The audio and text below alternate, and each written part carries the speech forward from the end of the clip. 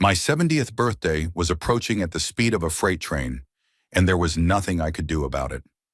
Another date on the calendar, another notch on the tree of life, which seemed to be beginning to lose its leaves.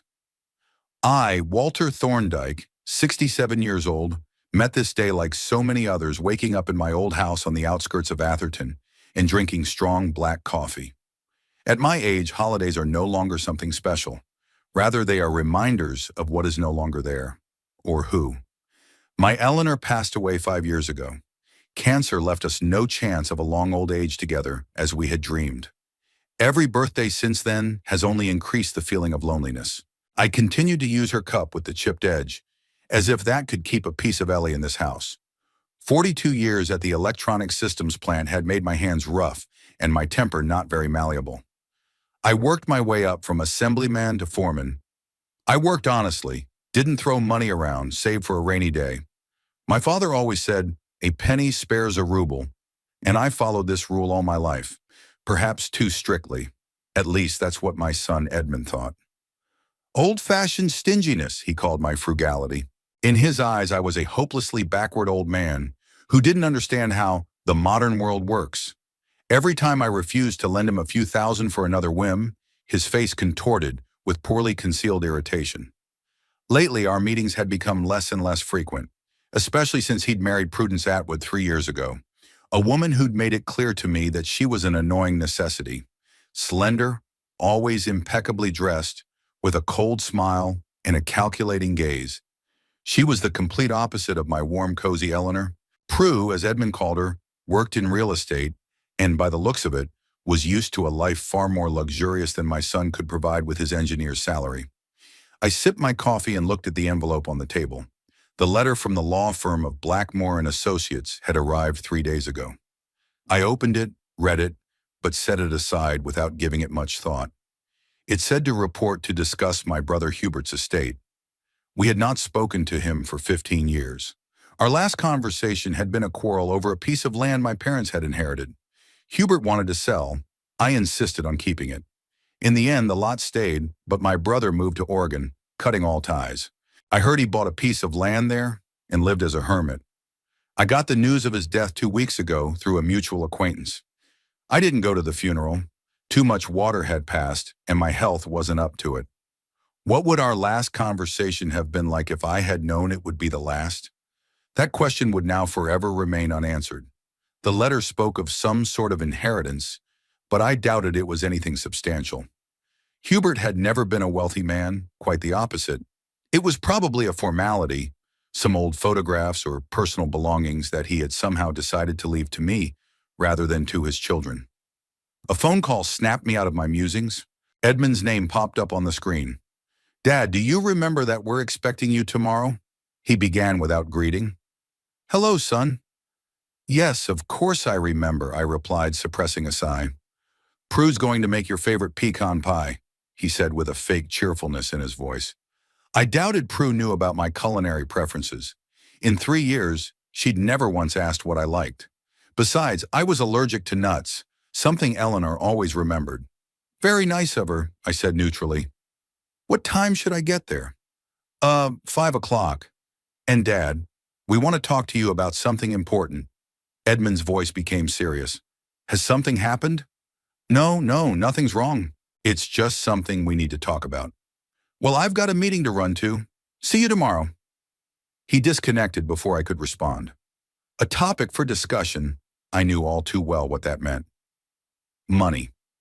The last 3 times my son and I had had a topic of discussion, it had been about a loan for a new car, a home renovation, or an investment in some dubious project. And each time I said no, explaining that my savings were a safety cushion in case of illness or other unforeseen circumstances. And each time Edmund looked at me as if I were denying him his legal right to the money. I picked up the envelope with the letter and ran my eyes over the dry lines again. Maybe I should go after all. It was unlikely to be anything important, but at least it would be an excuse to take my mind off tomorrow and the inevitable conversation with my son and daughter-in-law. The ringing of the doorbell interrupted my musings. I wasn't expecting visitors, so I went to open the door with some bewilderment. On the threshold stood Thelma, my niece, The daughter of Eleanor's sister, a tall, sturdy woman of 42 with a short haircut and kind eyes. The only person, besides Eleanor, who has always accepted me for who I am. Dash, Uncle Walt. Dash, she wrapped her arms around me. I thought I'd stop by on my way home from work. It's your birthday tomorrow, and I'm not sure I can make it. Thelma worked as a school bus driver in a neighboring town, and her schedule changed frequently. She brought the smell of fresh breeze and some elusive joy into the house. You're right on time as always, I smiled. I was just about to make myself a sandwich. Would you like to join me? Thelma walked into the kitchen, opened the refrigerator in her masterly way, and shook her head. Uncle Walt, it's like the Gobi Desert in here. Let me run to the store and make something normal. I didn't mind. Thelma was always easy. She didn't judge me for being old-fashioned stingy, didn't ask for money, and seemed to genuinely enjoy our conversations. While she was in the kitchen, I told her about Edmund's call and the conversation to come. Would they ask for money again? Thelma frowned as she chopped vegetables for the salad. Probably, I shrugged. What else do they want from me? I don't understand your son, Uncle Walt. Thelma shook her head. He's got a great job, and his wife makes good money too. What are they all missing? People always lack something, I said philosophically, especially if they're used to living beyond their means. And this Prue... Thelma paused, choosing her words. I don't want to say anything bad, but she reminds me of a bird of prey, always looking for something to snatch. I chuckled. Thelma had always been straightforward. She got that quality from her mother. What about the letter? She asked, noticing the envelope on the table. Was it important? I told her about the letter from the law firm and Hubert's death. So you didn't go to the funeral? There was no judgment in her voice, only concern. No, we hadn't spoken in 15 years. What would I have done? Play the grieving brother? Maybe I should have gone, if only to say goodbye. I shook my head. Too late to think about that now. Besides, my arthritis was acting up, so I didn't have time to travel. Thelma put a plate of appetizing salad in front of me and sat down across from me. Are you going to go to that law firm? I think so. I don't think there's anything interesting there, though. Hubert lived modestly as far as I know. It's still worth going, Thelma smiled. I can drive you if you want. I have a window between flights tomorrow morning. I looked at her gratefully. What would I do without this woman? Thank you, but I can manage. It's not far. I'll walk, stretch my legs. We talked some more. About her work, about her sister's children, about the weather, which lately had been surprisingly good for late fall. When Thelma was about to leave, she handed me a small package. Happy birthday, Uncle Walt. I know it's early, but it might not be possible to stop by tomorrow. It was a warm, hand-knitted scarf, just like the one I'd wanted to buy for winter, but had put off because of the high price. Thelma, this is... I was so moved, I couldn't find the words. Thank you. You're welcome, she kissed my cheek. You're the only one who reminds me of my mom. Same directness, same honesty. Take care of yourself, okay? After she left, the house fell silent again. I sat down in my favorite chair by the window, the same one Eleanor liked to read in the evenings. Tomorrow I would turn 68. Most of my life is behind me, and what can I say about it? I've worked honestly, loved my wife, raised my son. Not so little when you think about it. But why does it make me sad to think about it? My gaze fell back on the envelope with the letter. Maybe I should go to that law firm before Edmund's holiday dinner. Maybe it would take my mind off the sad thoughts and somehow prepare me for the inevitable conversation about money. It's decided. Tomorrow morning, I'll go to Blackmore and Associates. After all, what have I got to lose? The morning of my birthday began with a phone call. I had just had time to brew my coffee when the old machine trilled. Edmund's name popped up on the screen. Happy birthday, Dad, my son said without much enthusiasm. He sounded tired. How are you feeling? Thank you, Edmund. The usual, I said, holding the receiver against my shoulder and pulling Eleanor's cup out of the cupboard. Nothing special, just another day. Don't say that, he objected with feigned cheerfulness. 68 is a good age. You're still going strong. I didn't say anything. My arthritis and blood pressure wouldn't agree with that statement. Listen, Dad, Edmund continued after a pause. We've had a slight change of plans. Prue's a little busy today, so we're expecting you at 6 o'clock tonight instead of 5. Is that okay? I suppressed a sigh. Typical of them to change plans at the last minute without thinking about my time. Sure, no problem. 6 o'clock is 6 o'clock. Great. I could hear the relief in his voice. Oh, and, we invited a couple friends over. Nothing fancy, just to make it fun. Fun for who? I thought, but I said out loud, okay, it's your house. It's your call. Don't be like that, Dad, Edmund said, a hint of irritation in his voice. We want to have a party. A birthday should be special. I've never liked noisy gatherings. After Eleanor died, I preferred to celebrate my birthday alone or with Thelma a modest dinner, a nice glass of whiskey, maybe an old movie on TV. But Edmund and Prue insisted on a family celebration. Of course, son, I appreciate your concern. We exchanged a couple more meaningless phrases and I hung up the phone. Looking at my watch, I decided I had enough time to visit the law firm of Blackmore and Associates before the holiday dinner. The day was clear but cool. I put on the new scarf Thelma had given me and headed downtown. The law firm's office was in an old brick building on Maple Street. The sign that read Blackmore and Associates was as austere and unassuming as the house itself. I was greeted in the reception area by a young receptionist with a polite smile. What can I do for you? My name is Walter Thorndyke. I received a letter from your firm regarding the estate of my brother, Hubert Thorndyke. She flipped through some papers on the desk. Yes, Mr. Thorndyke. Mr. Blackmore is expecting you. Please come in. Mr. Blackmore's office was furnished with the same understated elegance as the reception room. The lawyer himself, a man in his 50s with a neatly trimmed beard, rose from his desk and extended his hand to me. Mr. Thorndyke, nice to meet you. Please have a seat. I sat down in the leather chair across from his desk. Your letter spoke of my brother's inheritance. That's right. Mr. Blackmore put on his glasses and opened the folder in front of him. Your brother, Hubert Thorndyke, made a will about 3 years ago. According to that document, you are the sole heir to his estate. The only one? I couldn't hide my surprise.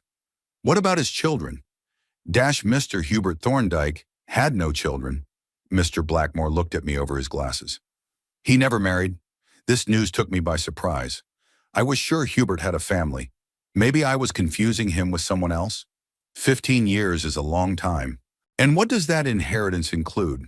I asked, expecting to hear about some personal items or, at best, a small amount of money. Mr. Blackmore coughed.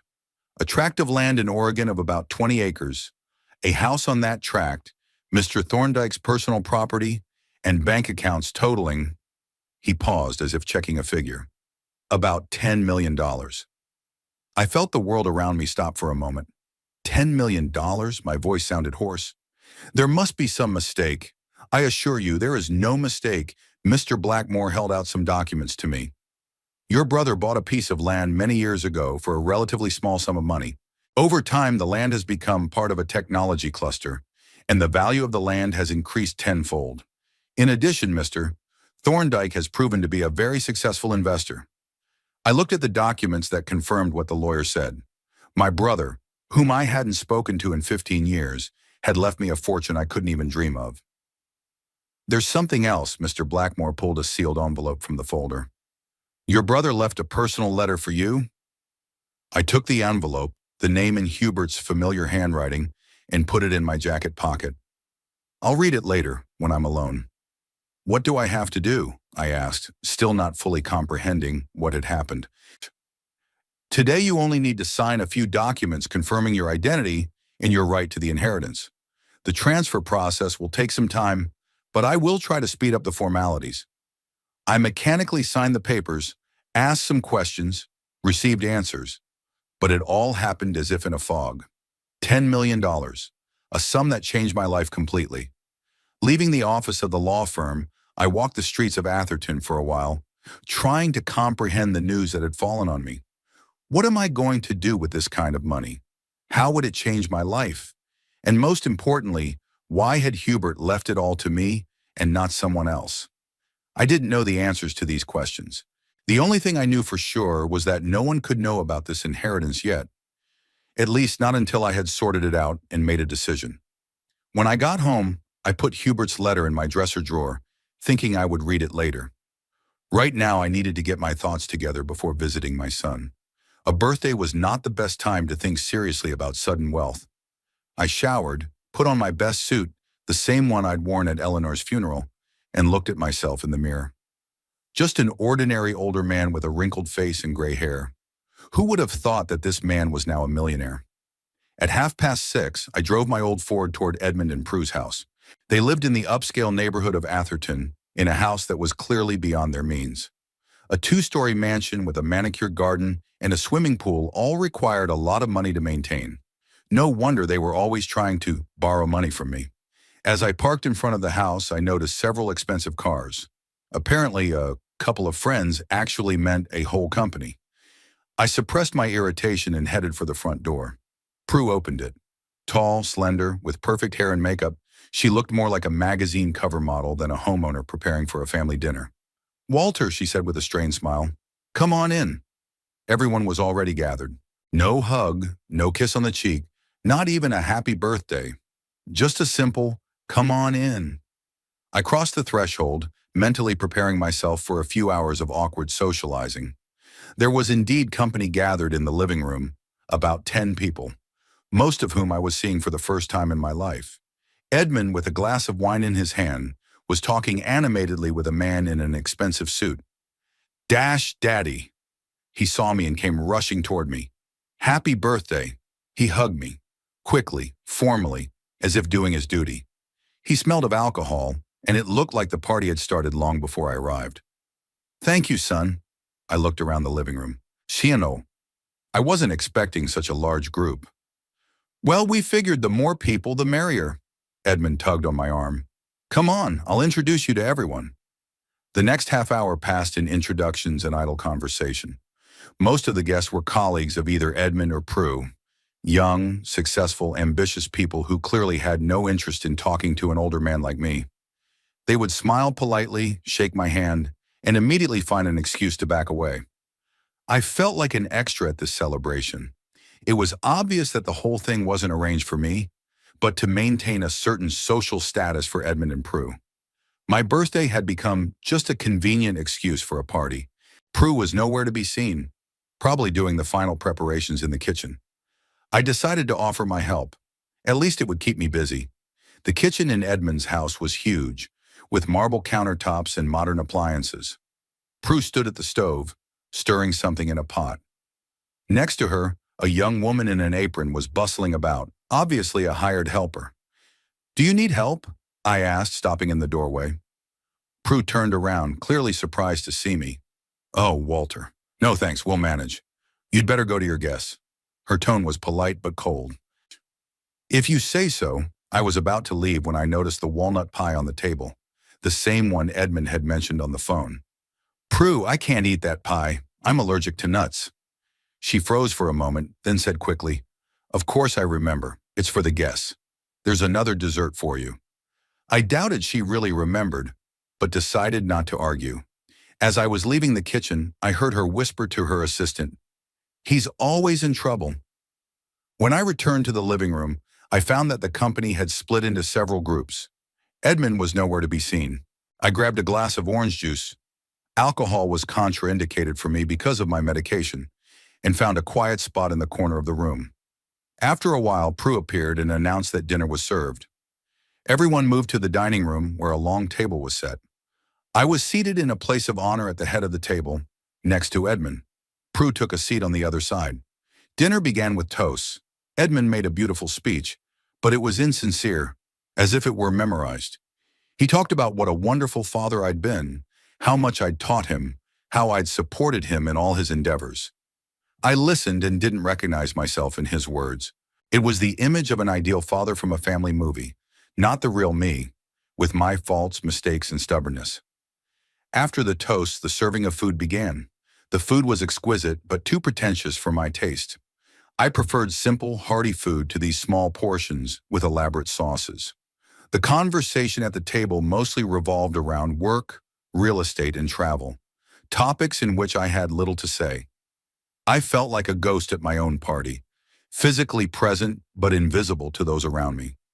At one point, I stood up to stretch my legs and back and walked out into the hallway. As I passed Edmund's office, I heard muffled voices. The door was ajar, and I saw my son and Prue standing at the window. "Did you talk to him?" Prue sounded annoyed. "Not yet," Edmund replied. "There hasn't been the right moment." "What other moment do you need?" She lowered her voice, but I could still make out the words. "We're 3 payments away from defaulting on our mortgage. The bank has already sent a warning." I know.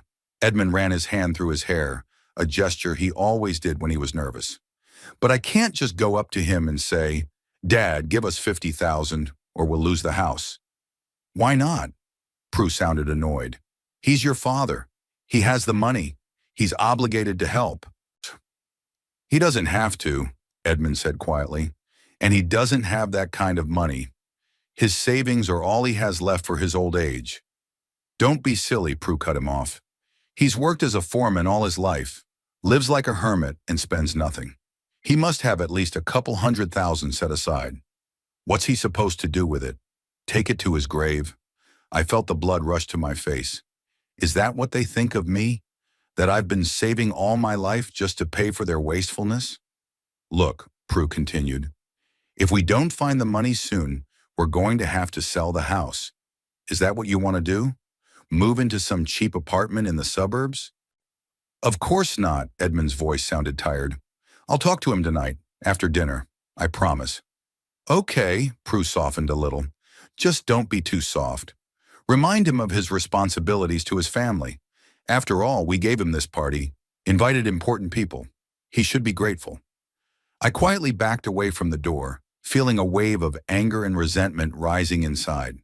So that's what this was all about. All this party, all these people, all these smiles and toasts were just a prelude to asking for money.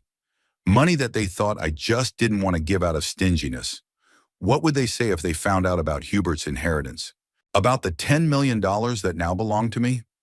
The thought of it gave me mixed feelings, ranging from vengeful satisfaction to deep sadness. Was money really the only thing that mattered to them? I returned to the dining room, where the guests had already begun dessert. Prue and Edmund appeared a few minutes later, both with strained smiles. Looking at them, I couldn't help but think about the conversation I'd just overheard, about the plans to sell the house, about the financial problems they hadn't seen fit to tell me honestly, preferring manipulation and lies. And I felt for the first time that Hubert's inheritance wasn't just money. It was an opportunity to change something in this relationship built on insincerity and self-interest. I just didn't know where that change would come from. After dessert, the guests moved back into the living room.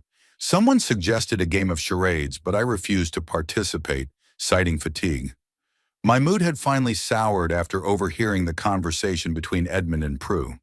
Now every smile, every toast in my honor seemed as fake as cheap costume jewelry. I sat in a chair by the fireplace, watching the fun from the sidelines. Most of the guests had already had a few drinks, and the atmosphere was getting more and more casual. Prue was flitting between groups of people, laughing and pouring wine into glasses. She had drunk as much as the others, and it was evident by her flushed face and slightly sharper movements. Edmund came over to me with a glass of whiskey. "Dad, are you having fun?" he asked, sitting down on the arm of my chair. "Of course I am," I lied. "It's a very nice evening." "Listen," he lowered his voice. "I wanted to talk to you about something important. This is it, the moment I'd been waiting for and dreading all evening." "I'm listening, son." Edmund took a deep breath. "Prue and I are having a little financial difficulty. Nothing serious, just temporary difficulties." "How temporary?" I asked calmly. Well," he hesitated. "The last few months have been difficult. The project I was working on was frozen. Prue's real estate sales haven't been going well either." I nodded, waiting for him to continue. "And then, he twirled his glass nervously in his hands. "We need a little help with the mortgage payments, just for a couple months until we get back on our feet." "How much?" I asked bluntly. 50,000, he said quickly, as if he was afraid he wouldn't be able to say it if he spoke any slower. 50,000, a sum that amounted to almost a third of my entire savings. Money I'd been saving for years for medical treatment and a decent old age. "That's a lot of money, Edmund," I said quietly. "I know, Papa." He put his hand on my shoulder. And I wouldn't be asking for it if it weren't absolutely necessary. We're in danger of losing the house. I looked into his eyes, trying to find some sincerity in them. Was he really desperate, or was this just another attempt to squeeze money out of his old father? I have to think about it, I said at last. It is not a sum that can be decided upon instantly. Edmund's face changed. Disappointment and irritation flashed in his eyes, but he got over it quickly. Of course, Papa, I understand. He stood up. Let's get back to this conversation tomorrow. He walked away, leaving me alone with my thoughts. I felt cornered. On the one hand, this was my son, and if he really could lose the house, I had to help. On the other hand, he and Prue had chosen a house beyond their means, living large and never thinking about tomorrow. Why should I pay for their irresponsibility? My musings were interrupted by loud laughter. Prue stood in the center of the room, surrounded by her guests, and said something emotionally. Her movements were even more abrupt, her voice louder. She had clearly had too much wine. Did you know that my father-in-law is the richest cheapskate in Atherton? She said, and the room fell silent. All eyes turned to me. I felt the color rush to my face. Prue, Edmund said warningly, but she ignored him. Seriously, she continued with a laugh. Walter has been saving money all his life, living in an old house, driving a wreck, wearing clothes he bought in the last century. Do you know why? The guests looked at each other awkwardly, not knowing how to react. Because he thinks he's taking it all with him to the grave. Prue laughed at her own joke, but no one joined in. I sat frozen in my chair, unable to believe my ears. Is she really saying this? Publicly humiliate me on my birthday, in front of strangers? That's enough, Prue. Edmund tried to take her hand, but she waved it away. No, wait, I'm not done yet. She turned to me. Walter, we just asked for your help. Your son asked you to help keep a roof over his head. And what did you say? I'll have to think about it. What's there to think about? About not parting with money you don't need for anything? There was dead silence in the room. I rose slowly from the chair, feeling my knees shake. Not from fear, but from anger and humiliation. I think I should go, I said quietly. Yes, it's time. Prue raised her voice. The party is over for you. Get out of my house. Prue! Edmund grabbed her by the shoulders. Where'd you? You don't know what you're saying. I know what I'm saying. She shook off his hands. I'm tired of pretending. I'm tired of pretending that I don't hate watching him sit on his money while his own son is on the verge of ruin. I silently headed for the exit. My legs felt like absorbent cotton, and my ears were noisy. I could hear excited voices behind me, but I couldn't make out the words. The only thing I wanted to do now was to get as far away from this house, from these people, from this humiliation as possible. In the hallway, I ran into a late guest. It was Thelma, my niece. She must have found time to stop by the party after all. Dash, Uncle Walt? She looked at me in surprise. Are you leaving already? Yes, Thelma. I tried to speak calmly, but my voice trembled. I'm not welcome here anymore. What's wrong? Dash, she took my hand, looking into my eyes. I'll tell you later. Right now, I just need to leave. She nodded, not asking any more questions. I'll take you home. You don't have to, I objected. I have a car. You're upset, Uncle Walt. You shouldn't be driving right now. I'll drive you, and tomorrow we'll pick up your car. I didn't argue. We went outside, and the cool evening air made me feel a little better. It was only now that I noticed that I had tears in my eyes, not from resentment, but from impotent rage. Thelma opened the door of her old Chevy and helped me in. As she went around to get into the driver's seat, Edmund came running out of the house. Daddy, he ran to the car. Wait, don't drive away like that. I rolled down the window, looking at him tiredly. What now, son? Prue didn't mean to say all that, he said quickly, rambling. She just had too much to drink. You know how it is. I do, I said. There's truth in wine. No, it's not. He grabbed the car door. That's not what she meant. Please come back. We'll discuss this calmly. I shook my head.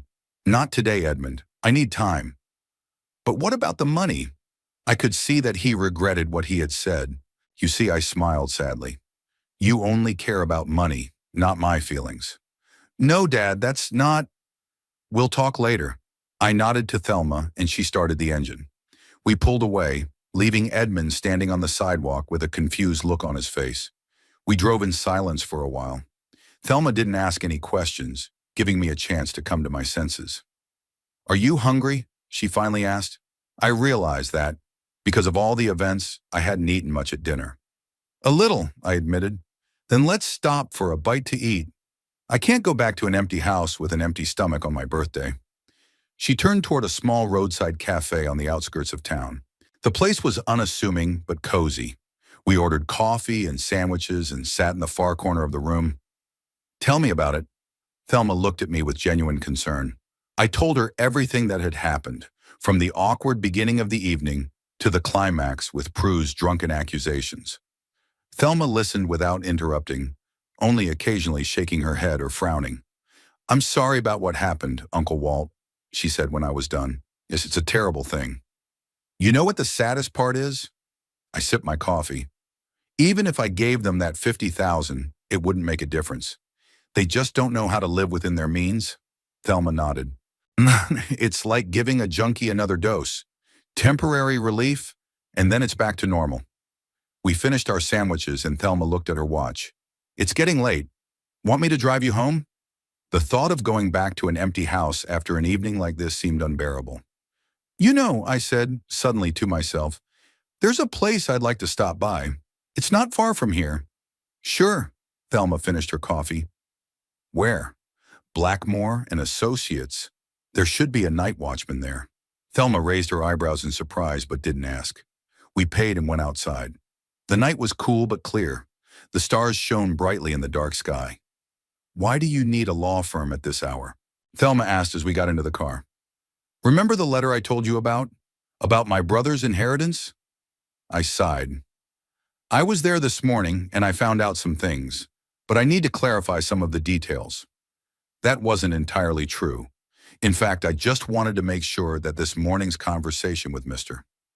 Blackmore hadn't been a dream or a hallucination, that my brother had really left me $10 million, and that my life was about to change completely. Thelma drove me to the law firm's office. As I'd expected, the lights were on in the building, the kind of place that always has a night watchman for emergencies. "Would you wait for me?" I asked. "It won't take long." "Sure, Uncle Walt," she smiled. "I'm in no hurry to go anywhere." I entered the building and explained to the clerk on duty what I needed. A young man, probably a paralegal, checked my paperwork and led me into a small office where copies of important papers were kept. "Mr. Blackmore left a package of documents for you," he said, pulling out a bulky folder. "He wanted me to tell you that everything is ready for you to sign. As soon as you're ready, you can make an appointment." I sat down at the table and started looking through the documents. The Oregon land titles, bank statements, investment portfolio, all confirm what Mr. Blackmore had said that morning. Hubert had indeed left me a fortune. The land my brother had bought for next to nothing 20 years ago was now in the heart of a burgeoning technology cluster. Its value had increased tenfold. In addition, Hubert was a fortunate investor. He had invested in technology stocks at the earliest stages of development. I found in the folder pictures of the house I now owned. A simple but sturdy wooden house on the edge of the forest, overlooking the mountains. A place to start a new life. Among the papers was another sealed envelope, just like the one Mr. Blackmore had given me that morning, which I had put in my dresser drawer. On this envelope was written, "Read in case of doubt." I opened the envelope. Inside was a sheet of paper with a few lines written in Hubert's handwriting. "Dear brother, if you are reading this, it means you have doubts. Perhaps you are asking yourself why I left all this to you. The answer is simple, because you deserve it more than anyone else. You've always been an honest man, Walt, straightforward and firm in your convictions. We fought about this 15 years ago, and I was wrong. You were right about the land. You shouldn't have sold it. I realized that when I bought my land in Oregon. Use that money wisely. Not for those who want to spend it, but for those who value hard work and honesty. Your brother, Hubert." I sat there rereading those lines over and over again. Hubert had forgiven me. More than that, he admired the very qualities that others considered my shortcomings. My directness, my honesty, my stubbornness. All the things that annoyed Edmund and Prue were, to Hubert, virtues. I gathered the papers back into the folder and thanked the clerk on duty. Walking out of the building, I felt as if a huge weight had been lifted off my shoulders. For the first time in a long time, I knew what to do next. Thelma was waiting for me in the car, dozing in the driver's seat. I tapped gently on the window so as not to startle her. She perked up and smiled when she saw me. "Everything okay, Uncle Walt?" she asked, yawning. "More than okay," I answered, getting into the car. "Let's go home. I'll tell you something interesting on the way." As we pulled away from the law firm, I began to tell Thelma about Hubert's inheritance, about the $10 million, about the house in Oregon, about the letter I had just read. Her reaction was exactly what I expected: surprise, joy for me, and not a shadow of envy or self-interest. "That's amazing, Uncle Walt," she exclaimed. "What do you plan to do with that kind of money?" I wondered. After today's events, my priorities had changed. "I'm not sure yet," I admitted. "But one thing I can say for sure is that I will no longer live my life looking up to other people's expectations. It's time for me to live for myself." Thelma nodded approvingly. "And you know what?" I added. "I think I'm going to need some help moving to Oregon. Would you like to keep me company?" She looked at me in surprise. "Are you serious?" "Absolutely," I smiled. "I'll need someone I trust. Besides, there's plenty of room for two." We pulled up in front of my house. Thelma turned off the engine and turned to me. "You know, Uncle Walt," she said with a serious look, "I'd go with you even if you didn't have those millions, just because you are you." There was so much sincerity in her words that I felt a lump come up in my throat. That's what a real family is, not one that's bound by self-interest, but one that's built on mutual respect and love. "Thank you, Thelma." I squeezed her hand. "It means a lot to me." The morning after my humiliating birthday was surprisingly clear. Sunlight streamed through the curtains as if nature were mocking my gloomy mood. I woke up earlier than usual with a heavy head but a strangely light heart. For the first time in a long time, I had a purpose, a direction to go. Before breakfast, I took out of my dresser drawer the first letter Hubert had received yesterday morning from Mr. Blackmore. I had never read it yesterday, and now, after my evening visit to the law firm, I was particularly curious about it. The envelope was sealed, and on it was written in Hubert's hand, "To my brother Walter." I opened it carefully and took out several sheets of paper, written in familiar, sprawling handwriting. "Dear Walt, if you are reading this letter, it means I am gone. It is strange to write these words, knowing that you will read them when I cannot hear your answer. 15 years of silence between us is too long. I've often thought about calling you, writing to you, but pride has always stopped me. I guess it's a Thorndike family trait. Stubbornness is stronger than common sense. I've often thought of our childhood in Atherton, how we climbed trees in the old orchard, how we built a shisha in the backyard, how we protected each other from the neighborhood boys. We weren't just brothers. We were best friends. And then life took us down different paths. You chose stability, family, factory work. I sought adventure, freedom, my own way. Neither of us was wrong. We were just different. Our fight over my parents' land was stupid. I realize that now. You were right not to want to sell the land where 3 generations of Thorndikes have grown up. I was too concerned about the money it would bring. After our fight, I went to Oregon, bought a piece of land in the middle of nowhere, and started a new life. I was lucky, Walt. That piece of land I bought for next to nothing was in an area that was being developed. Silicon Valley companies are expanding, building new offices, research centers. The land on which my house stands is now worth a fortune. In addition, I've made a good investment of the money I was getting from renting out part of the land. Sometimes even the most reckless decisions turn out well. I have no wife, no children. I've been a loner all my life, and only now, on the brink of death, do I realize how much I've lost. There is no one to whom I can leave all that I have accumulated. No one but you, my brother. I know you have always lived modestly. I know you value hard work and honesty more than money and luxury. Maybe that's why I want you to have my entire fortune. Use it wisely, Walt. Not for those who would ask out of greed, but for those who truly deserve help. Forgive me for the years of silence. I'm sorry for all the unspoken words, all the missed calls. I've always loved you, brother, even when we didn't speak. You're Hubert. I sat holding the letter in my hands and felt tears come to my throat. 15 years we hadn't spoken because of a stupid fight, because of stubbornness, because of pride. 15 years of lost time that we could have spent together, supporting each other after our wives died, sharing joys and sorrows.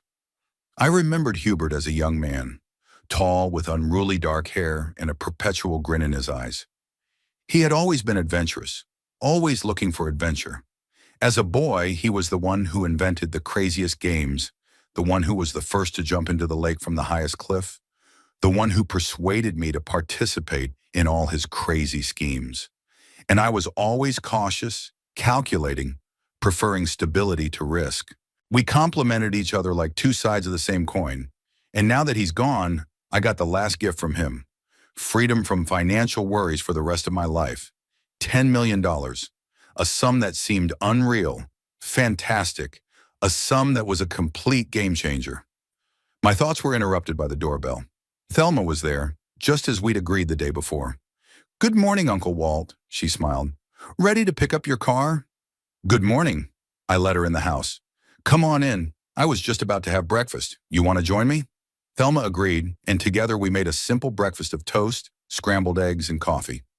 Over the meal, I told her about Hubert's letter. "It's so sad," she said, stirring her coffee thoughtfully. 15 years because of some quarrel, and now there's nothing you can do about it. Yeah, I agreed. Life is too short for such long grudges. I realize that only now, when it's too late to change anything. Don't say that, Thelma put her hand on mine. It's never too late to start a new life. Hubert didn't just give you money, he gave you a chance to change your life. I nodded, considering her words. She was right. This wasn't just a bank account. It was an opportunity to start over, in my own way. After breakfast, Thelma and I drove to Edmund and Prue's house to pick up my car. I had hoped to do it quickly, without too much talking, but fate had decreed otherwise. When we pulled up, I saw my Ford standing in the same spot where I'd left it yesterday. But no sooner had we gotten out of Thelma's car than the front door of the house opened and Prue stepped out onto the porch. She was pale with circles under her eyes, clearly the effects of last night's alcohol and probably a sleepless night. "Walter," she stepped forward. "I'm so glad you came. I need to talk to you." I looked at her with cold politeness. "Prue, I just came to get my car. I don't have anything to say to you after yesterday. Please," she sounded desperate, "just 5 minutes. I have to apologize." Thelma gave me a questioning look, and I nodded. "Okay, 5 minutes," I said, following Prue into the house. There were still signs of last night's party in the living room. Empty glasses, uneaten appetizers, furniture that had been moved. Edmund was nowhere to be seen. "Where is my son?" I asked. "He left for work," Prue replied, nervously tugging at the sleeve of her silk robe. "He had an important meeting. He couldn't cancel." I nodded, waiting for her to continue. Prue took a deep breath, as if gathering her strength. "Walter, I want to apologize for last night," she began. "I had too much to drink, and the alcohol played tricks on me. I said some terrible things that I didn't really mean." I stared at her, trying to find a shred of sincerity in her words. But all I saw was fear and calculation. "I've always respected you," she continued. "Your work, your devotion to your family, your frugality, those are qualities to be admired." "Prue," I interrupted her, "let's cut to the chase. You kicked me out of your house on my birthday, publicly humiliating me in front of strangers. What changed overnight?" she faltered, avoiding my gaze. "I realized my mistake," she said quietly. Edmund was so upset. He loves you, Walter. We both do." At that moment, my phone rang. The number was unidentifiable, but I decided to answer it, any excuse to interrupt this insincere conversation. "Hello, Mr. Thorndyke." There was an unfamiliar female voice. "This is Carol from the law firm of Blackmore and Associates. Mr. Blackmore wanted me to tell you that your inheritance papers are ready to be signed. You can come in today or tomorrow at your convenience." "Thank you, Carol," I replied. "I'll be in this afternoon." "Great. Also, Mr. Blackmore asked me to remind you that we're talking about $10 million, so you'll need some time to familiarize yourself with all the details." "Of course, I understand. I'll see you later." I ended the call and put the phone in my pocket. It was only then that I noticed the change in Prue's face. She froze, eyes wide open as if she'd seen a ghost. $10 million, Dash, she whispered. Walter, what does that mean? I mentally cursed. Carol at the law firm had done me a disservice by saying the amount out loud, but there was no point in denying the obvious. My brother Hubert left me an inheritance, I said calmly. It's a private matter that doesn't concern you or Edmund. Prue took a step toward me, her face transformed. Gone were the traces of fatigue and false remorse. There was an eager gleam in her eyes. Doesn't it concern you? She laughed nervously. Walter, we're your family. Of course it concerns us. After last night, I'm not sure I have a family, I replied coldly. She suddenly fell to her knees right in front of me, grabbing my hands. Forgive me, please. Her voice shook, tears rolling down her cheeks. I had been horribly, unforgivably rude. Alcohol, stress, financial problems. None of that is an excuse, I know. But I swear I will never say another word against you. You are the best father-in-law a woman could dream of. Her transformation was so quick and unnatural that I felt slightly nauseous. It wasn't remorse, it was a play for money. Stand up, Prue, I said, releasing my hands. You're not humiliating me, you're humiliating yourself. No, I'm not getting up until you forgive me. She clung to my lap. Please, Walter, we're a family. We have to stick together. I gently backed away, forcing her to finally rise from her knees. I have to go, I said, heading for the exit. I'll get my car and leave. When I'm ready to talk, I'll contact you myself. Walter, she shouted after me, you can't just walk away. We have to discuss this. Edmund is your son. Your only son. I didn't turn around. Getting into my Ford, I nodded to Thelma, who was waiting in her car, and we both drove away from Edmund and Prue's house. In the rearview mirror, I saw Prue standing on the porch with her hand to her mouth. Maybe she really was regretting her words and actions. Or more likely, regretted that her behavior might have cost her a share of my unexpected wealth. Thelma and I met at a small cafe not far from my house.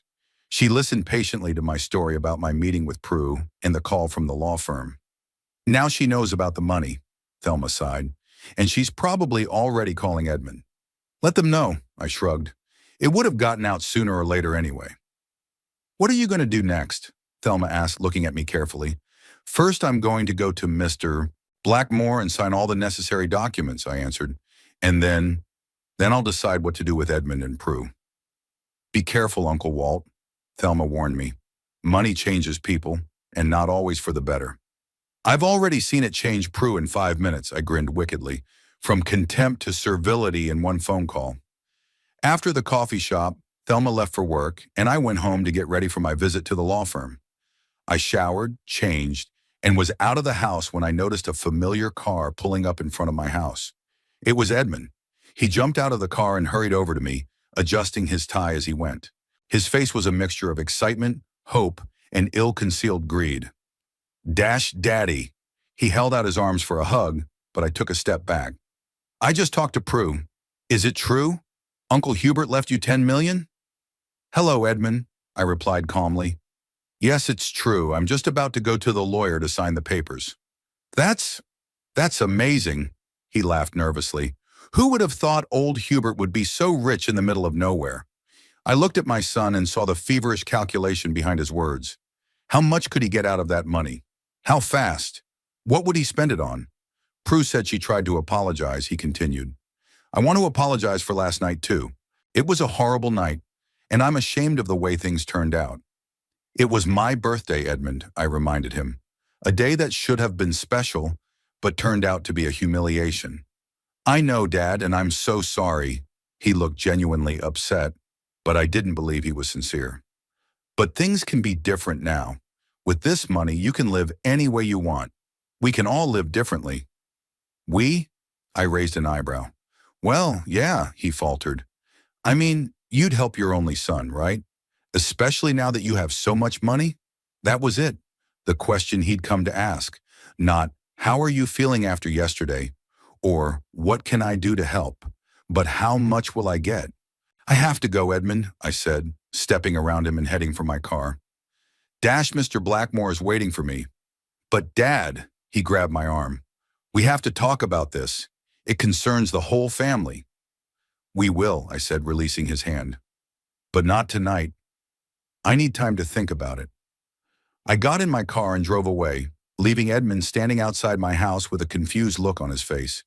In the rearview mirror, I saw him pull out his phone and start calling someone, probably Prue, to let me know that he hadn't made any progress yet. The Blackmore and Associates office was waiting for me. I spent the next 2 hours signing documents, discussing the details of the inheritance, and listening to advice on asset management. Mr. Blackmore was professional and sensitive, never once mentioning the phone call incident. He only advised me to be careful with information about my new status. When people find out about an inheritance like this, there will inevitably be those around who will want their share, he said as we were finishing up. Be selective in who you trust. I nodded, thinking of Prue kneeling in the living room and Edmund rushing over to me with a fake apology. They had already lined up for their share of the inheritance without even giving me time to realize what had happened. Leaving the lawyer's office, I felt a strange mixture of emotions.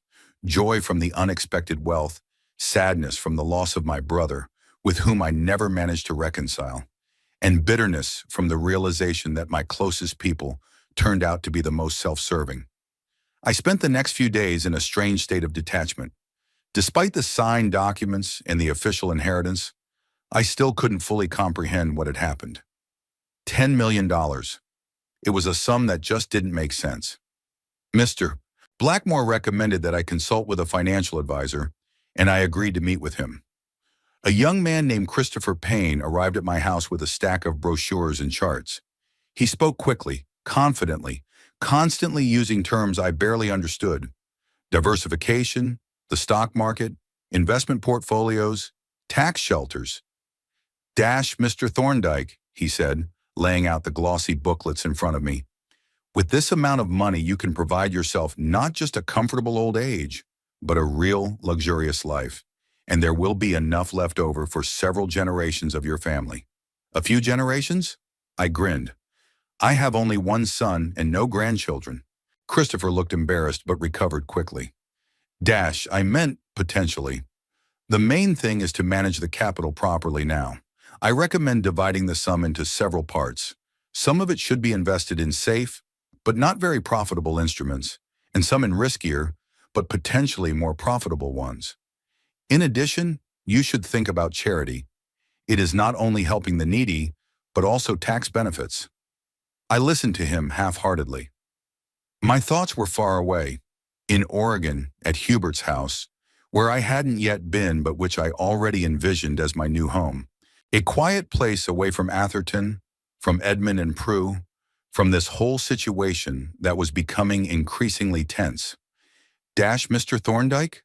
Christopher interrupted my musings. Are you listening?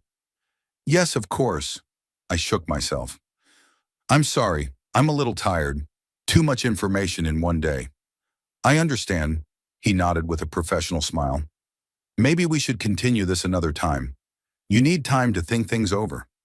I agreed, and we arranged to meet again in a few days. When he left, I was relieved. I really needed to be alone, to gather my thoughts. Thelma stopped by in the evening, bringing a homemade pie and a thermos of tea. We sat on the back porch, watching the sun go down. How are you? She asked, handing me a cup of the flavorful drink. It's weird, I admitted. It's like none of this is happening to me. You know, I've spent my whole life counting every dollar, and now I have so much money that I don't even know what to do with it. Thelma smiled. You'll figure it out. You've always been a sensible man. Edmund called 3 times today, I said, changing the subject. I didn't answer. I wasn't ready for this conversation. I understand, Thelma nodded. He probably wants to discuss his share of the inheritance. I'm sure he does, I sipped my tea.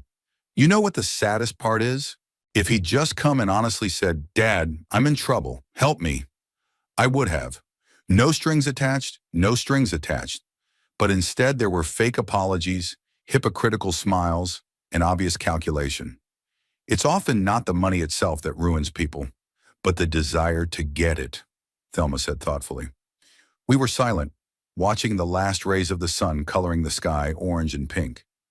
The evening was quiet, calm, unlike the storm that was raging in my soul. Have you decided what you're going to do with the inheritance? Thelma asked after a long pause. Not yet, I shook my head. But I'm leaning more and more toward moving to Hubert's house in Oregon. Start a new life, away from all this. What about Edmund? I don't know, I said honestly. Part of me wants to just forget about everything and go away. The other part reminds me that he's my only son, my flesh and blood, no matter what. Thelma nodded understandingly. She never tried to force her opinion on me, and I appreciated that quality. Unlike the others, she didn't want my money. She just wanted me to be happy. The next morning, as I was eating breakfast, the doorbell rang. Edmund stood on the doorstep, wearing a suit and carrying a bouquet of flowers. There was a look of nervousness in his eyes. Dad, he handed me the bouquet. I tried to call you, but you didn't answer. I've been busy, I replied, accepting the flowers. Come in. Edmund walked into the house looking around with slight surprise, as if he were seeing it for the first time. Maybe he was already imagining what he would do with the house after I died. Coffee? I offered, heading for the kitchen. Yes, thank you. He followed me. We were sitting at the kitchen table, tension hanging between us. Edmund was fiddling with his cup, hesitant to start a conversation. Well, I said at last, what did you want to talk about? He took a deep breath. Dad, I want to apologize. I want to apologize, really apologize, without any second thoughts. What happened at your birthday party was unforgivable. Prue was drunk, but that's no excuse. And I should have stopped her, protected you. I screwed up, and I'm sorry. I looked at my son carefully, trying to see how sincere his words were. I saw remorse in his eyes, but also impatience. He clearly wanted to get to the main topic of his visit. I appreciate your apology, Edmund, I said. But words are just words. Deeds speak louder. I know, he nodded. And I'm ready to prove that I am truly sorry. Prue and I talked it over and decided to take your advice. We put the house on the market. That statement took me by surprise. I didn't expect them to actually take my advice. Did they? Yes. Edmund looked proud of himself. You were right. We've been living beyond our means, and it's led us to financial ruin. It's time to start living responsibly. I couldn't help but admire his acting skills. He played the part of the repentant son so convincingly that I almost believed him. Almost. So what's next, I asked. What are your plans? We're looking for a smaller apartment in a more affordable neighborhood. We're going to sell one of the cars. Prue is looking for an extra job. We'll manage, he paused. But of course, it's going to take us a while to get back on our feet. And if you could, there it was. I waited for the conversation to turn to money, and I wasn't wrong. If I could what? I asked, even though I knew the answer. Help us through this transition, Edmund said carefully, choosing his words. Not just give us money, but maybe invest in us. I've been thinking about my own business for a long time. With your support, I could... How much? I interrupted him. He hesitated. What? How much do you want, Edmund? Don't be so blunt. How much? He lowered his eyes. 500,000, he said quietly. Enough to pay off the debts and start the business? 500,000. 10 times what he'd asked for before he found out about the inheritance. I shook my head, not so much in rejection as in surprise at his insolence.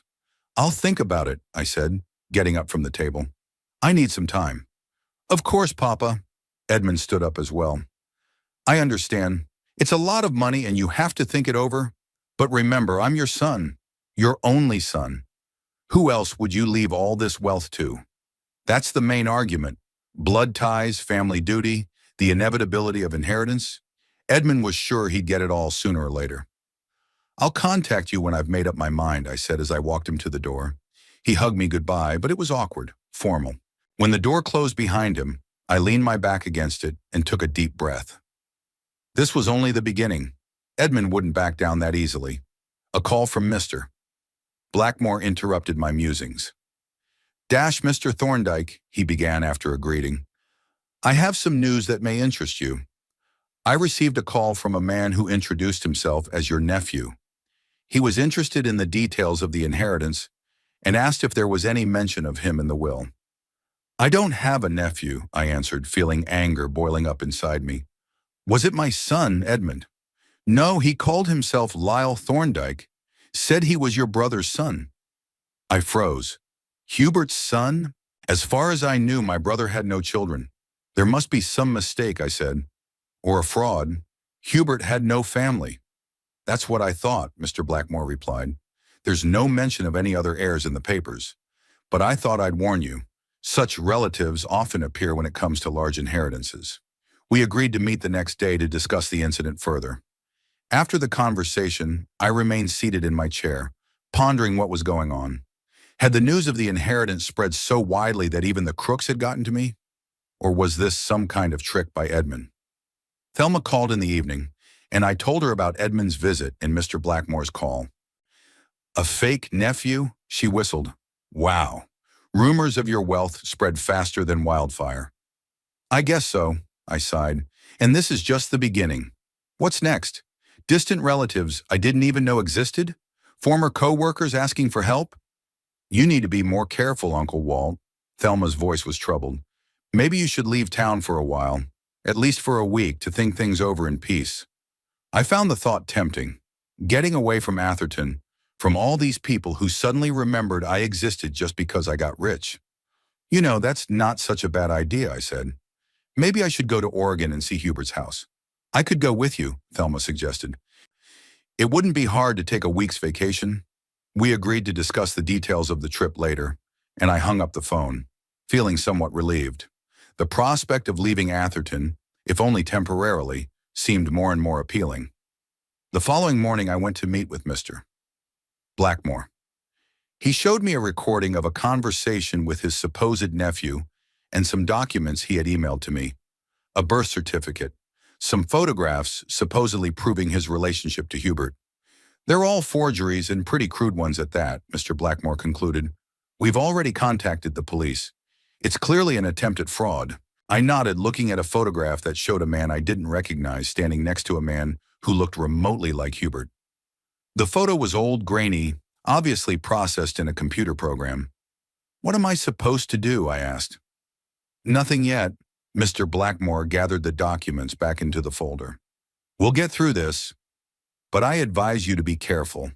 Don't divulge any information about the inheritance.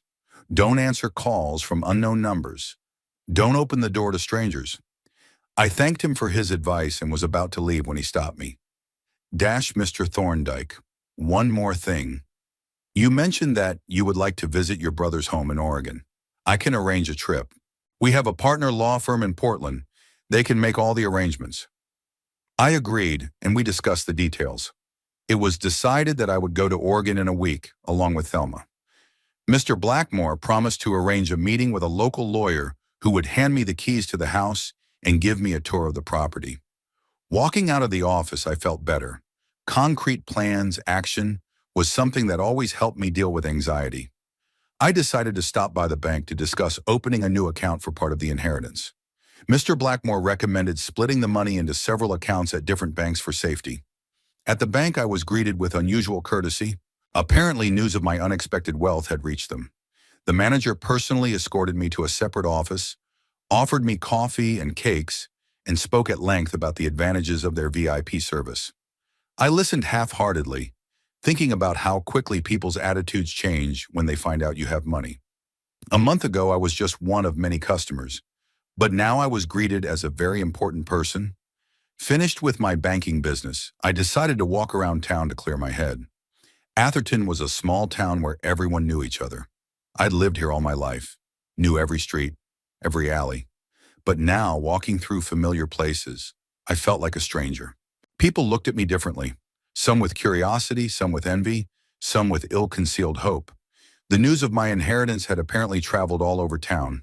In the little cafe where I sometimes drank coffee, the owner, usually reserved and taciturn, suddenly became overly obliging. He offered me the best table, brought me a free dessert, and talked at length about his plans to expand his business.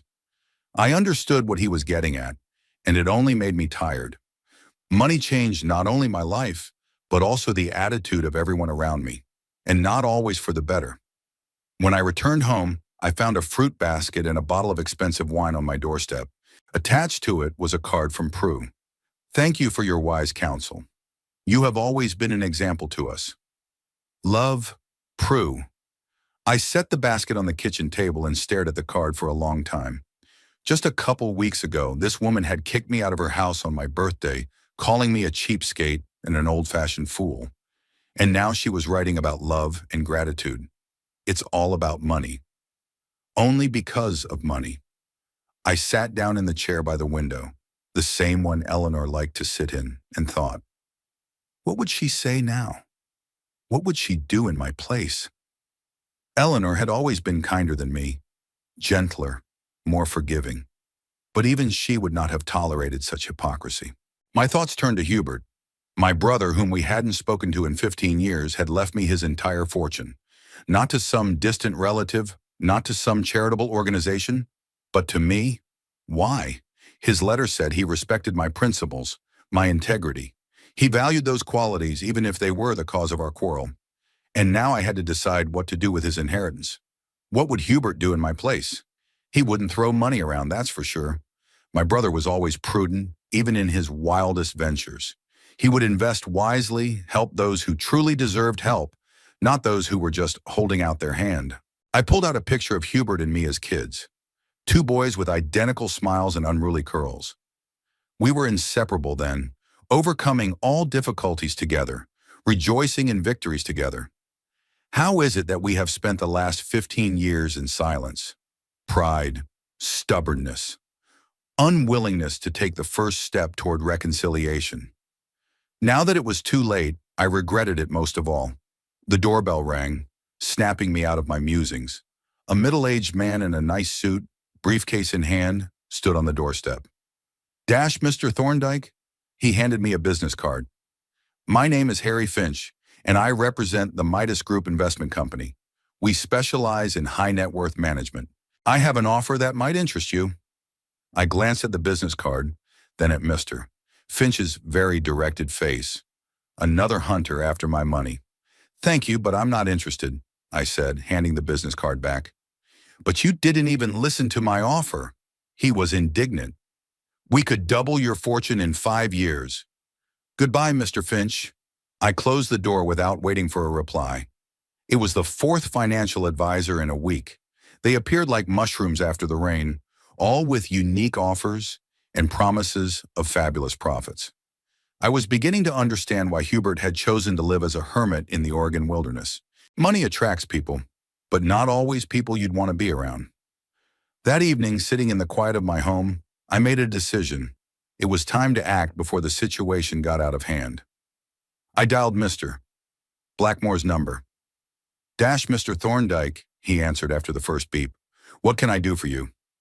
I've made a decision, I said, and I need your help to organize everything. We talked for about an hour going over the details. When the conversation ended, I was relieved. The plan was ready. All that was left was to put it into action. I called Thelma and told her about my decision. She listened in silence and then said, Are you sure, Uncle Walt? It's a big step. I've never been more sure, I replied. Yet it was time for a change. We agreed that she would pick me up tomorrow morning and we would go together to Mr. Blackmore's office to sign the necessary papers, and then we would begin preparations for our trip to Oregon. Before going to bed, I reread Hubert's letter one more time. Use this money wisely, Walt. Not for those who will ask out of greed, but for those who truly deserve help. I smiled. Hubert had always been wiser than me, even if I didn't always admit it. And now, after his death, I finally understood what he meant. Money isn't just pieces of paper or numbers in an account. It's an opportunity to make a difference, to make the right choices, to leave behind something worthwhile. And I knew my choice was the right one. Hubert would understand and approve. The day I scheduled the family meeting was sunny and warm, despite the late fall. I woke up early, feeling strangely calm. The decision was made, the papers were signed, and all that was left was to inform the family. Thelma arrived first to help with the preparations. We set the table in the living room, prepared light appetizers and drinks. It wasn't a holiday dinner, but it wasn't a business meeting either. Something in between. Nervous? Thelma asked, setting the cups down. Surprisingly not, I answered. I hadn't felt this confident in a long time. She smiled and squeezed my hand. I'm proud of you, Uncle Walt. At 2 o'clock in the afternoon, the doorbell rang. Edmund and Prue arrived exactly at the appointed time. A rare occasion, they were usually late. It showed how important they considered this meeting to be. I opened the door and saw them, dressed up with strained smiles. Prue was holding a box of cake, Edmund a bottle of wine. Dad! Edmund hugged me with exaggerated warmth. How nice of you to invite us. Come in. I stepped back, letting them into the house. They entered the living room and froze when they saw Thelma. I noticed the change in Prue's face. The slight grimace of displeasure was quickly replaced by a polite smile. Thelma, what a surprise, she said, setting the cake on the table. I didn't know you were coming too. Walter invited me, Thelma replied simply, not giving in to provocation. The atmosphere immediately became tense. Edmund and Prue exchanged quick glances, clearly uncomfortable with the presence of a third person at what they considered a private family meeting. Have a seat, I pointed to the couch. Tea, coffee?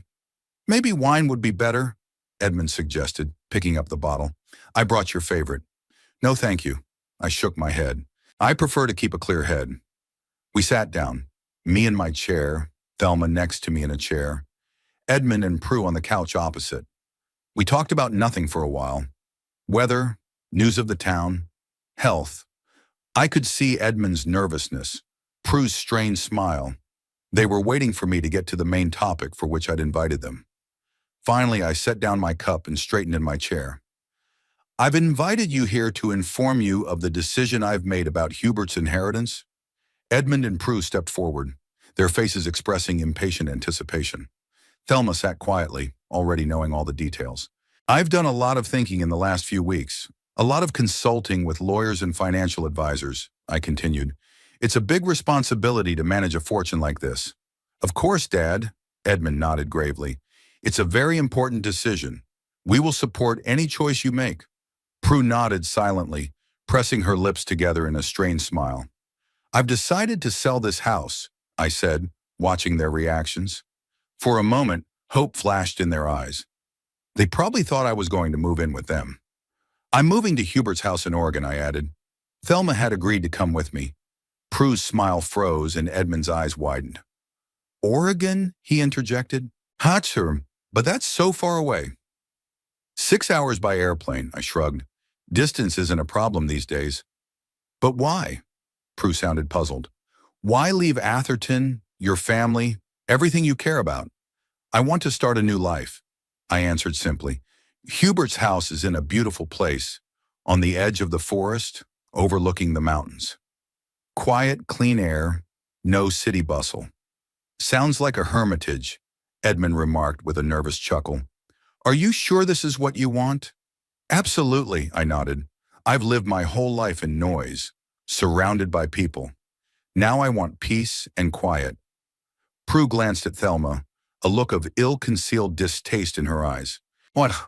And Thelma would just give up her job, her life here to come with you?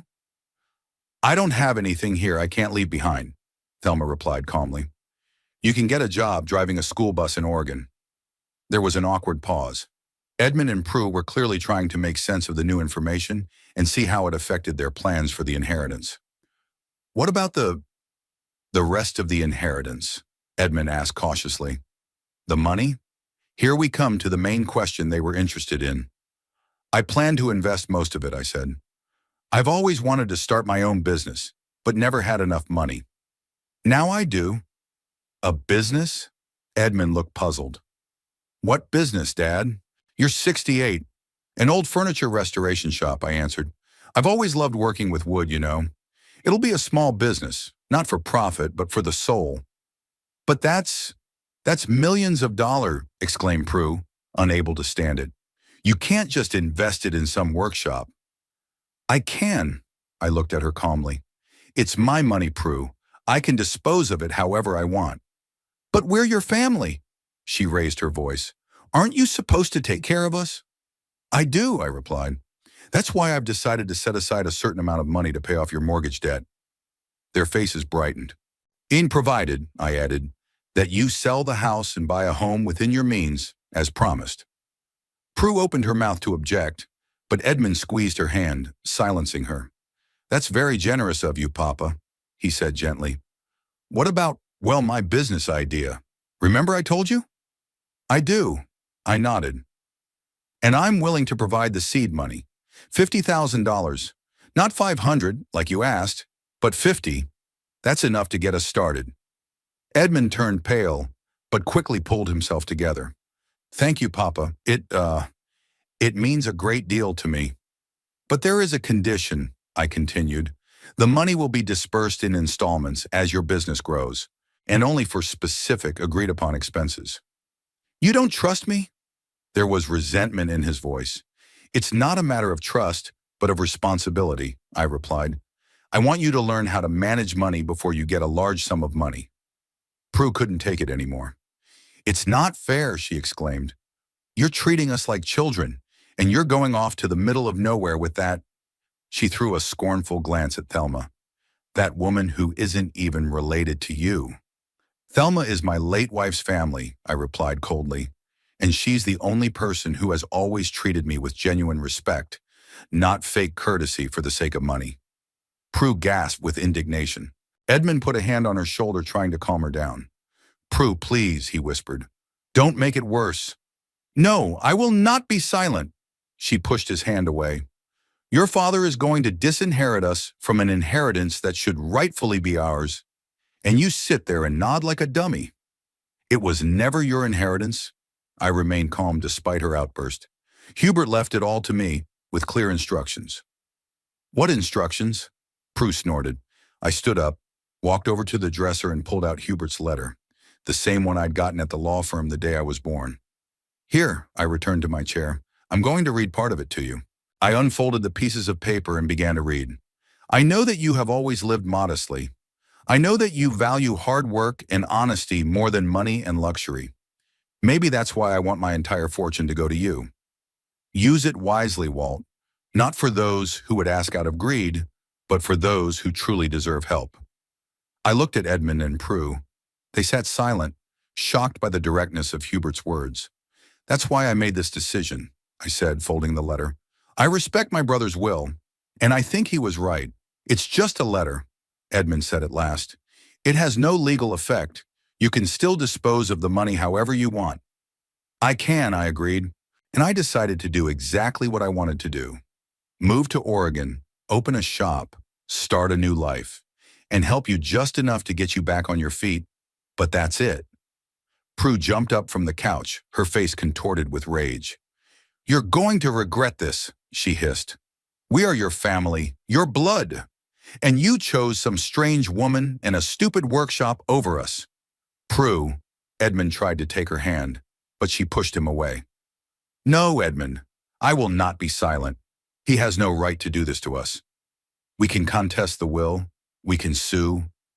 On what grounds? I asked calmly. The will is legally flawless. Hubert was of sound mind and good judgment. You have no grounds for a lawsuit. We'll find one. Prue grabbed his purse. Let's go, Edmund. There's nothing more for us to do here. Edmund hesitated, looking at me and his wife. Papa, he began uncertainly, perhaps we could talk some more about… Edmund! Prue was already at the door, her voice ringing with indignation. He sighed, got up from the couch, and walked over to me. Yeah, I hope you don't regret your decision, he said quietly. I won't, I answered, looking into his eyes. For the first time in a long time, I was absolutely sure of what I was doing. He nodded, lowering his gaze, and walked toward the door. Prue was already out on the porch, slamming the door defiantly. Goodbye, son, I said after him. He turned around on the threshold, his face a mixture of resentment, disappointment, and vague hope. Goodbye, Dad, he said, and closed the door behind him. Thelma and I were alone in the quiet living room. Outside the window, the sun was still shining, the birds were still singing, and the last of the fall leaves were rustling in the wind. The world hadn't changed, but something inside me had definitely changed. Are you okay? Thelma asked, coming toward me. Yes, I nodded. Surprisingly, yes, I thought it would be harder. You did the right thing. She put her hand gently on my shoulder. They never really appreciated you. I know, I sighed. But it's still sad. Edmund is my only son. I hoped money wouldn't change him so much. Money doesn't change people, Thelma said thoughtfully. It just shows them who they are. We sat in silence, staring out the window at the quiet streets of Atherton, the city I'd lived in all my life and would soon leave, perhaps forever. A year later, I was sitting on the veranda of Hubert's house, watching the sunset over the Oregon mountains. The air was fragrant with the scent of pine trees and evening coolness. Nearby, Thelma sat in a rocking chair, leafing through a book. It had been a year since we'd moved here, and I'd never regretted my decision. Hubert's house was exactly as I'd imagined, spacious, cozy, with large windows and a view of the woods and mountains. The 20-acre lot offered enough privacy to feel out of the world, but not completely isolated. I opened a workshop to restore old furniture as I had planned, a small business that brought not so much income as pleasure. Working with wood had always soothed me, but now it had become a real passion. The locals appreciated my talent, and soon I had regular customers. Thelma found a job as a school bus driver in the nearest town, and in her spare time she helped me in the workshop. We lived a quiet, measured life, enjoying every day, every sunset, every moment of peace and quiet. From Atherton came rare news.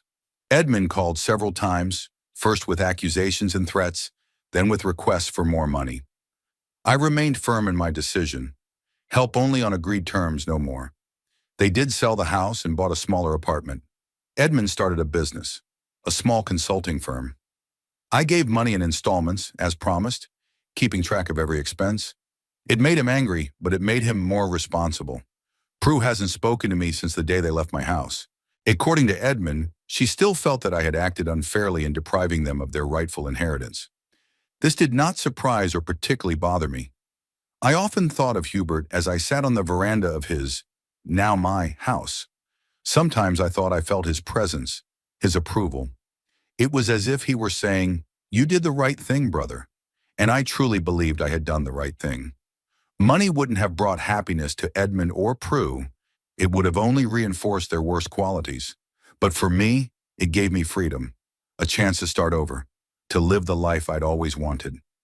"What are you thinking about?" Thelma asked, taking a break from the book. "About life," I answered with a smile. "About how things have changed this year. For the better?" "Definitely for the better," I nodded, looking at the sunset. "You know, I never thought it was possible to start a new life at my age, but it turns out it's never too late." Thelma smiled and went back to reading.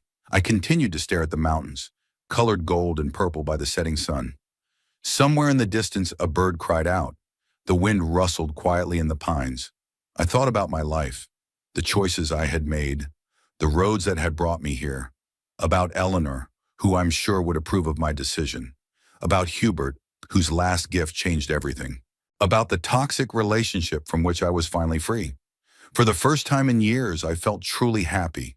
It wasn't wealth that brought this happiness, but freedom. Freedom from manipulation, from other people's expectations, from having to conform to someone else's idea of how I should be.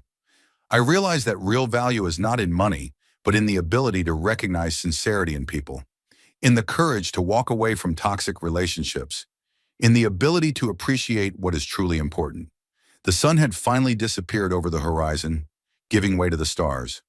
I got up from my chair, stretched, and looked up at the sky, which was studded with bright dots. "Let's go inside," I said to Thelma. "It's getting chilly."